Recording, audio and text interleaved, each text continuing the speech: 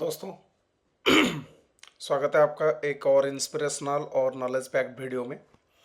आज हम बात करेंगे एक ऐसी शख्सियत की जिसका सफ़र है एकदम फिल्मी, बिल्कुल जीरो से hero, from struggle to success. ये है the untold story of Kalpana Saroj, from Dalit child bride to a billionaire chairperson. जी हाँ, 1961 में एक गरीब दलित फैमिली में जन्मी कल्पना ने अपनी लाइफ में इतनी चैलेंजेस फेस किए, लेकिन आज 2025 में उनकी नेटवर्थ है 917 करोड़ और वो है कमानी ट्यूब्स की चेयरपर्सन। ये स्टोरी सिर्फ पैसन की नहीं बल्कि हिम्मत, स्ट्रेटेजी और समाज के लिए कुछ कर दिखाने की है। इस वीडियो में हम हर एक डिटेल को कवर करेंगे, कैसे उन्होंने चाइल्ड मैरिज, अब्यूज़ और कास्ट डिस्क्रिमिनेशन को हराया और एक एम्पायर बनाया। और ये सब कुछ एक लेसन है कैसे आप भी अपने स्ट्रगल को जीत सकते हैं। तो चलिए शुरू करते हैं इस इंस्पायरिंग जर्नी के साथ और देखते हैं कैसे कल्पना सरोज जी बनी एक ट्रू गेम चेंजर। दोस्तों, सबसे पहले इस क्वेश्चन को आंसर करते हैं कि कल्पना सरोज जी है कौन। ये स्लाइड समझाती है कि कल्पना कौन है और क्यों उनकी स्टोरी इतनी खास है। सबसे पहले कल्पना सरोज एक extra ordinary Indian business women है, एक एंटरप्रेन्योर है, एक टेडेक्स स्पीकर है, जो मुंबई में कमानी ट्यूब्स लिमिटेड की चेयरपर्सन भी है। ये कंपनी कॉपर और कॉपर अलॉय प्रोडक्ट्स बनाती है, जैसे वाटर पाइपलाइन हो गया, गीज़र हो गया और इंडस्ट्रियल एप्लीकेशंस के लिए। लेकिन दोस्तों, ये तो बस शुरुआत है। कल्पना एक गरीब दलित फैमिली से आती है, महाराष्ट्र का एक छोटे से गांव से, जहां उन्होंने child marriage, domestic abuse, social ostracism भी झेला। फिर भी उन्होंने एक मल्टी बिलियन रुपी एम्पायर बनाया जो 600 से ज़्यादा लोगों को आज जॉब देता है, रियल इस्टेट, मैन्युफैक्चरिंग, फिल्म्स और एग्रीकल्चर में। आज 2025 में उनकी नेटवर्थ है 917 करोड़, जो उन्हें इंडिया की top self made female entrepreneur के लिस्ट में भी जगह देती है। वो एक इंस्पिरेशन है उन मिलियंस के लिए जो कास्ट डिस्क्रिमिनेशन, जेंडर बायसेस या इकोनॉमिक चैलेंजेस फेस करते हैं। और सबसे बड़ी बात, उनकी स्टोरी एक ब्लूप्रिंट है। रेजिलियंस, गवर्नमेंट स्कीम्स का यूज़, नेटवर्किंग, एथिकल लीडरशिप के कैसे आप अपने स्ट्रगल्स को इन सब से जीत सकते हैं, ये सब हम आगे देखेंगे स्टेप बाय स्टेप। चलिए अगली स्लाइड पे चलते हैं। कल्पना का चाइल्डहुड और अर्ली स्ट्रगल को समझते हैं। दोस्तों, आइए देखते हैं कल्पना सरोज के सफ़र की शुरुआत, उनका चाइल्डहुड और हम्बल बिगिनिंग के बारे में।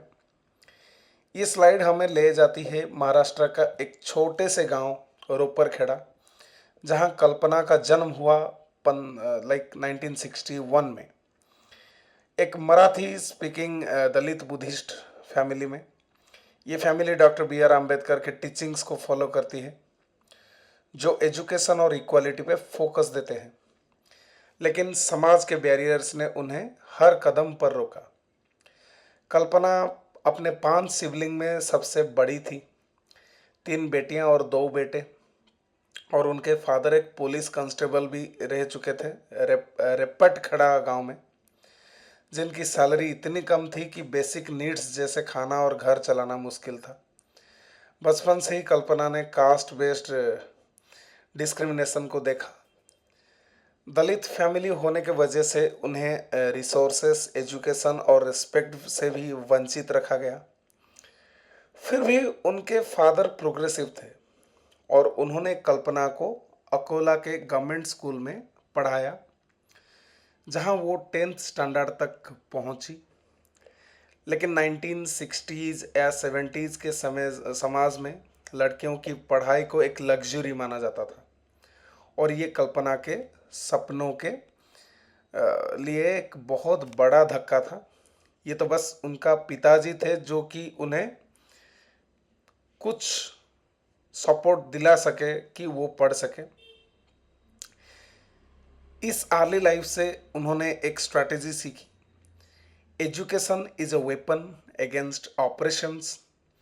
बाद में फॉर्मल स्कूलिंग छोड़ने के बावजूद उन्होंने खुद से बिजनेस लॉज और फाइनेंस सीखा। ये थी कल्पना की पहली जीत, नॉलेज के बल पे आगे बढ़ना। अब अगली स्लाइड में देखेंगे कि उनके लाइफ में एक बड़ा चैलेंज आया जिसको हम चाइल्ड मैरिज कहते हैं। देखिए दोस्तों, एक हार्ट ब्रेकिंग चैप्टर उनके लाइफ में शुरू होता है जब कल्पना का विवाह एक 12 साल की उम्र में हो जाती है। जी हाँ, 12 साल की उम्र, जब कल्पना बस एक बच्ची थी। उसकी एक्सटेंडेड फैमिली ने उसकी शादी कर दी एक आदमी से जो कि उससे लगभग 10 साल से भी ज़्यादा बड़ा था। ये शादी उनके फादर के खिलाफ थी, जो चाहते थे कल्पना पढ़े, लेकिन समाज के कस्टम्स ने उनकी एक ना सुनी। ये शादी कल्पना को मुंबई के एक स्लम में ले आई, जहां वो अपने हस्बैंड्स के जॉइंट फैमिली के साथ एक छोटे से कमरे में रहती थी। वहां उन्हें सर्वेंट की तरह ट्रीट किया गया। सुबह से रात तक घर के काम, मारपीट, भूख और इमोशनल अब्यूज़, ये सब उनके लाइफ में एक पार्ट बन चुकी थी। कल्पना का दिल टूट गया और उन्होंने एक बार 13 साल की उम्र में लाइक अपने आप को पॉइजन लाइक वो पॉइजन पी ली। लेकिन दोस्तों, ये एक मिराकल था कि उनकी पिताजी ने उन्हें बचा लिया और उनको वो वापस ले आई। इससे उन्होंने एक स्ट्रैटेजी सीखी, अब्यूज़ को समाज के फेल्योर समझना और अपने फैमिली जैसे उनके फादर से हेल्प मांगना, जिन्होंने उन्हें वापस गांव ले आए। ये था कल्पना का पहला टर्निंग पॉइंट। अब अगली स्लाइड पे देखेंगे कैसे गांव वापस जाने के बावजूद उनकी स्ट्रगल्स और बढ़ गई। देखिए, जब वो गांव वापस आई तो उनको सोशल ऑस्ट्रेसिज्म को फेस करना था। सोशल ऑस्ट्रेसिज्म और रॉक बटम, जैसे कि ये स्लाइड बताती है कैसे कल्पना को अपने ही समाज ने रिजेक्ट किया। 14 साल की उम्र में जब कल्पना अपने अब्यूजिव मैरिज से भागकर रोपरखेड़ा वापस आई तो गांव वालों ने उन्हें फेल्ड वाइफ कहा और उनकी फैमिली को बॉयकॉट किया। लोग उन्हें शर्मिंदा समझते थे क्योंकि एक दलित लड़की का डाइवोर्स उनके लिए स्टिग्मा था। कल्पना को कम्युनिटी इवेंट से दूर रखा गया। रिश्तेदारों ने भी मुंह पे मुंह फेर ली उनसे, और ये सब उनके दिल के जख्मों को और गहरा करता गया। फैमिली के फाइनेंशियल स्ट्रगल्स भी बढ़ गए जब उनकी बहन बीमार पड़ी और ट्रीटमेंट के पैसे नहीं थे। इस डेस्परेशन में 16 साल की उम्र में 1977 में कल्पना ने फिर मुंबई जाने की फैसला किया। अकेली, बिना किसी के सपोर्ट के वहाँ उन्होंने दादर में रिलेटिव्स के साथ रहना शुरू किया, लेकिन कभी कभी होमलेस भी वो फील कर रही थी। कुर्ला से चेंबूर तक वो पैदल चलती थी क्योंकि बस का किराया नहीं था। यहाँ ये सब ने उन्हें एक नई स्ट्रेटेजी सिखाई, जैसे कि रिजेक्शन को अपनी ताकत बनाना। दोस्तों, यहाँ पे मैं आपको माफ़ी मांगना चाहूँगा कि ये अगर साइड में कुछ नॉइजेस आ रही है। चलिए कंटिन्यू करते हैं। और सोसाइटल अप्रूवल के बजाय पर्सनल ग्रोथ पे उन्होंने फोकस की। अब अगली स्लाइड पे हम देखेंगे कैसे उन्होंने मुंबई में सर्वाइवल का एक जंग लड़ा। देखिए दोस्तों, अब हम देखेंगे कैसे कल्पना ने मुंबई के टफ दुनिया में सर्वाइवल किया। ये स्लाइड है उनके पहले जॉब और अर्ली स्ट्रगल्स की। 16 साल की उम्र में बिना किसी स्किल्स या सपोर्ट के कल्पना ने चेंबूर के एक गारमेंट फैक्ट्री में जॉब ली, जहां वो 14 से 16 घंटे सीविंग मशीन चलाती थी और सिर्फ 2 रुपये रोज़ कमाती थी। ये पैसा वो घर भेजती थी फैमिली के लिए। फैक्ट्री का माहौल एक्सप्लॉयटेटिव था, गर्मी, हरासमेंट और कास्ट बेस्ड ताने, लेकिन कल्पना ने हिम्मत नहीं हारी। रात को वो फ्रीलांस टेलरिंग करती थी और नेबर्स के कपड़े सिलकर 100 रुपया एक्स्ट्रा कमाती थी। ब्रेक में वो रेडियो सुनती थी जहां से उन्हें पता चला गवर्नमेंट स्कीम्स के बारे में।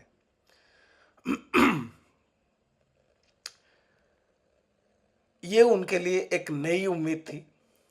लेकिन ट्रेजेडी फिर आई। उनकी बहन की बीमारी से मौत हो गई क्योंकि ट्रीटमेंट के लिए पैसे नहीं थे। ये दर्द ने कल्पना को फाइनेंशियल सिक्योरिटी के लिए और डिटरमिन्ड किया।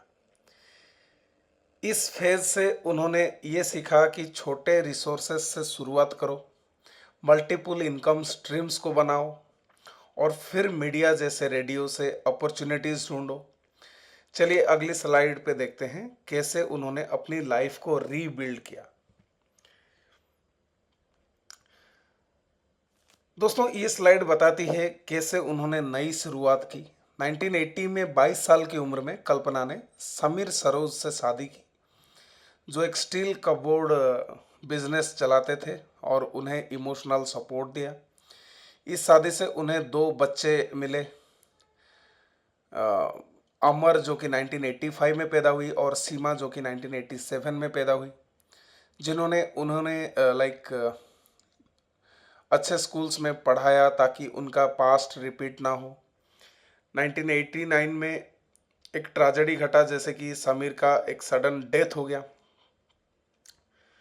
वो 28 साल की उम्र में विडो बन गया, वो विडो बन गई।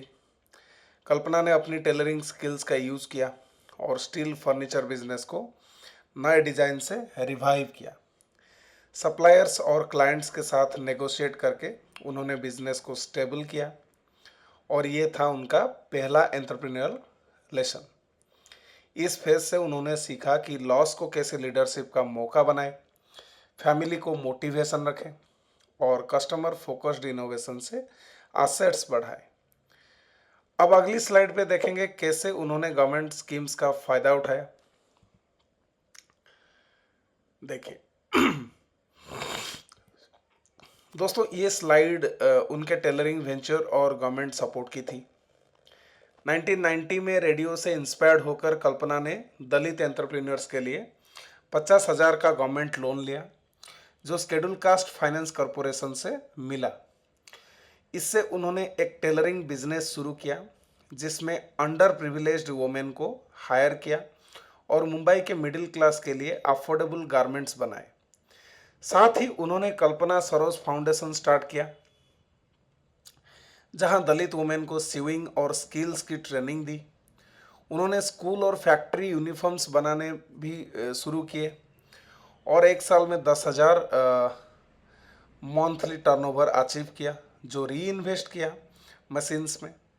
ये था उनका पहला बड़ा फाइनेंशियल ब्रेक थ्रू। इससे उन्होंने सीखा कि एंटाइटल्ड बेनिफिट्स को फियरलेसली क्लेम करो और सोशल गुड के साथ बिजनेस मॉडल बनाए। अब अगली स्लाइड पे देखेंगे कैसे उन्होंने रियल एस्टेट में कदम रखा।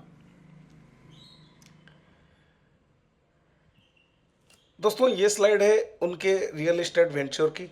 1995 में उन्होंने कल्याण में एक डिस्प्यूटेड प्लॉट को 2.5 लाख रुपीस में खरीदा और 2 साल के लीगल रिसर्च से उसका टाइटल क्लियर किया, उसको उस लीगल डिस्प्यूट से वो बाहर निकाले।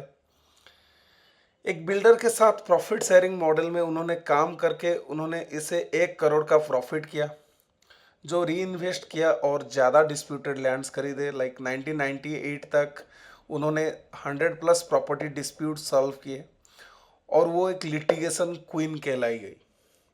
उनका कल्पना बिल्डर्स और डेवलपर्स फार्म ने 4 करोड़ का एनुअल टर्नओवर अचीव किया। इससे दलित यूथ को कंस्ट्रक्शन जॉब मिले और कास्ट बायस्ड लैंड क्लेम्स के खिलाफ उन्होंने कम्युनिटी को एम्पावर किया।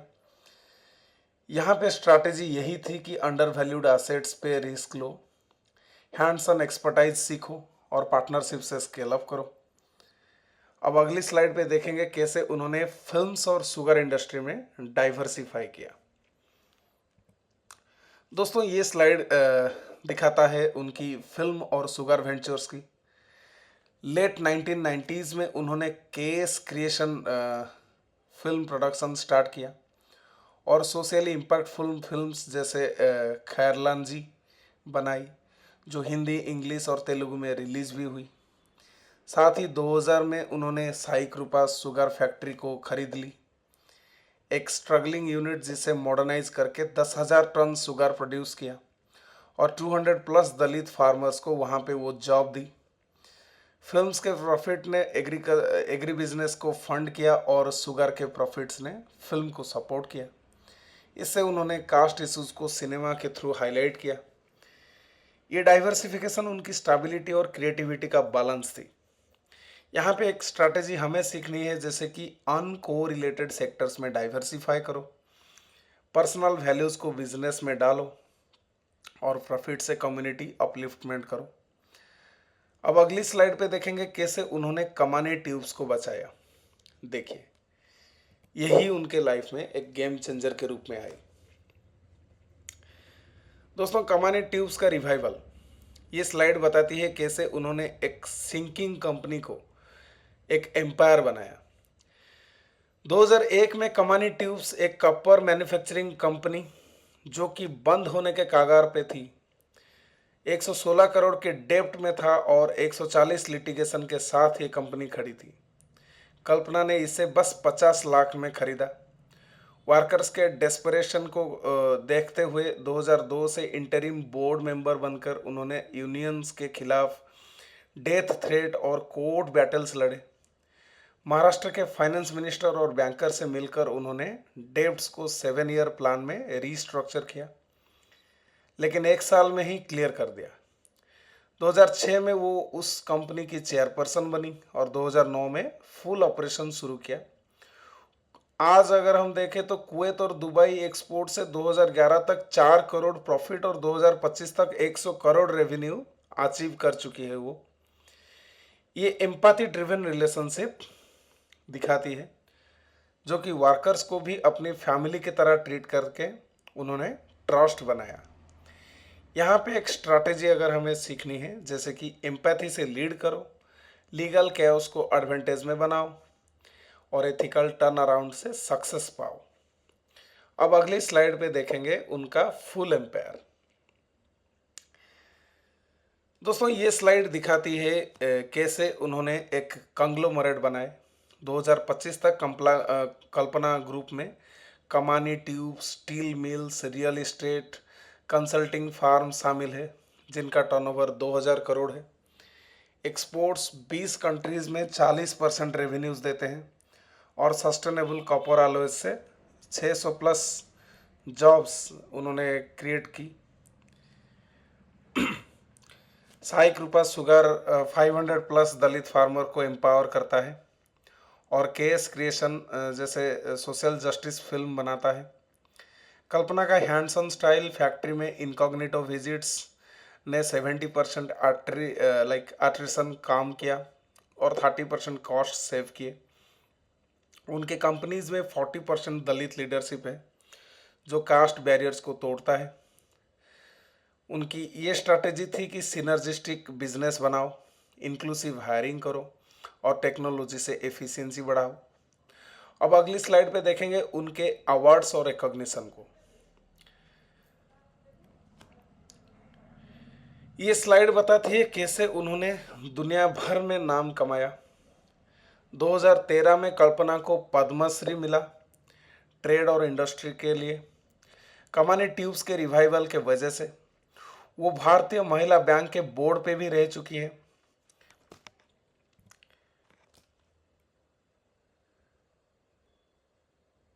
ये वुमेन सेंट्रिक फाइनेंशियल प्रोडक्ट्स के लिए और आईआईएम बैंगलोर के बोर्ड ऑफ गवर्नर्स पे मेंटरशिप करती है। उन्हें नारी शक्ति अवार्ड 2019 में मिला, बुद्ध कुनुपाकन अवार्ड 2011 और यूनिवर्सिटी ऑफ साविली से ऑनररी पीएचडी भी मिला। दलित मिलियनियर्स बुक और टेडेक्स टॉक में उन्होंने अपनी स्टोरी शेयर की और दुनिया भर में माँ भवानी के नाम से जानी जाती है। उनकी ये स्ट्रैटेजी थी कि विजिबिलिटी से मार्जिनलाइज्ड वॉइसेस को एम्पलीफाई करो और अंबेडकर के वैल्यूज से सक्सेस को अलाइन करो। अब अगली स्लाइड पे देखेंगे उनका फिलैंथ्रोपी। दोस्तों, ये स्लाइड दिखाती है कैसे उन्होंने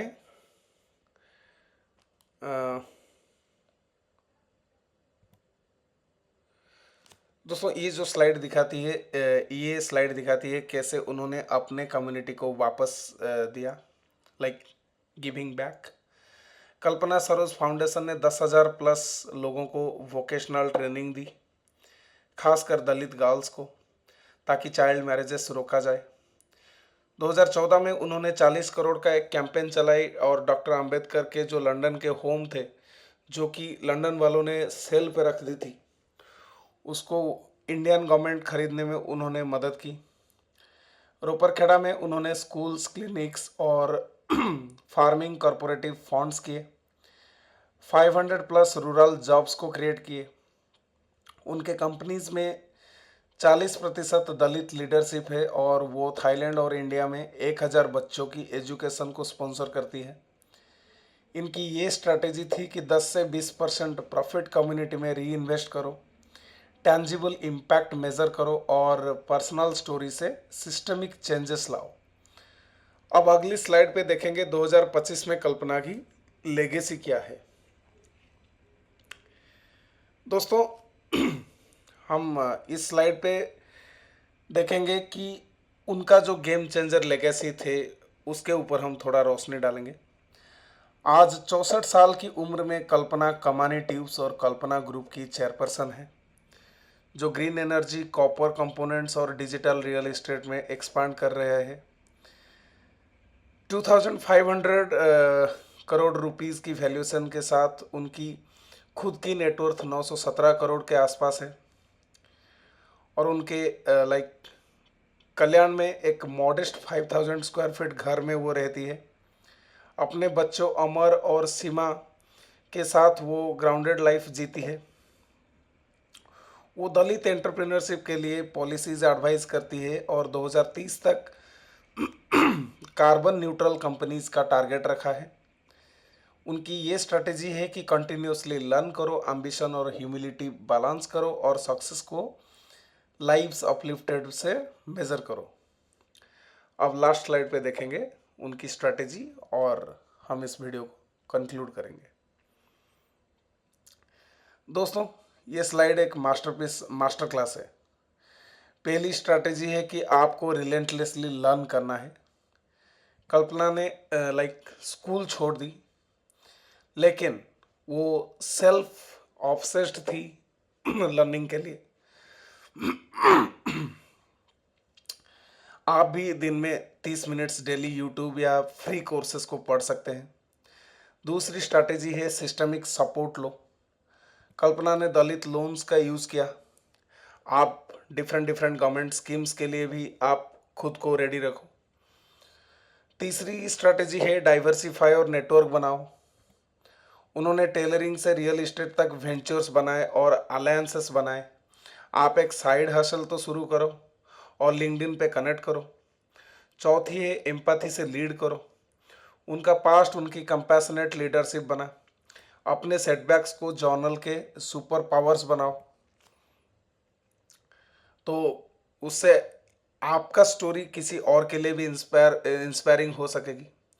पांचवी है गिविंग बैक। उन्होंने अपनी लाइक प्रॉफिट्स का 10 से 20% कम्युनिटी में दिया। आप भी 5 से 10% कॉजेस में दो। ये स्ट्रैटेजीज आपके स्ट्रगल को जीतने का रोड मैप बना सकती है। अब आते हैं फाइनल स्लाइड्स पे, यानी कि अपना कंक्लूजन पे।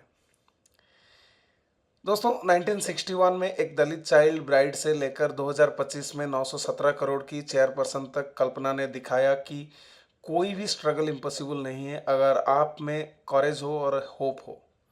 उनका ब्लूप्रिंट सिंपल है, लर्न करो, अपॉर्चुनिटीज क्लेम करो, डाइवर्सिफाई करो, दिल से लीड करो और जेनरसली गिव बैक करो। उनका एक कोट है, जैसे कि उनके वर्कर्स कहते हैं कि what ever see टॉच turns into gold, और ये बताता है कैसे पेन को पर्पोज में बदला जा सकता है। आपकी भी लाइफ में ये स्पार्क इग्नाइट हो सकता है। तो ये थी आज का वीडियो।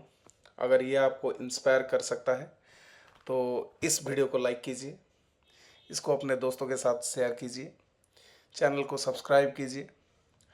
ऐसे और इंस्पायरिंग स्टोरीज़ हम लाने की कोशिश करेंगे। Thank you very much. जय हिंद।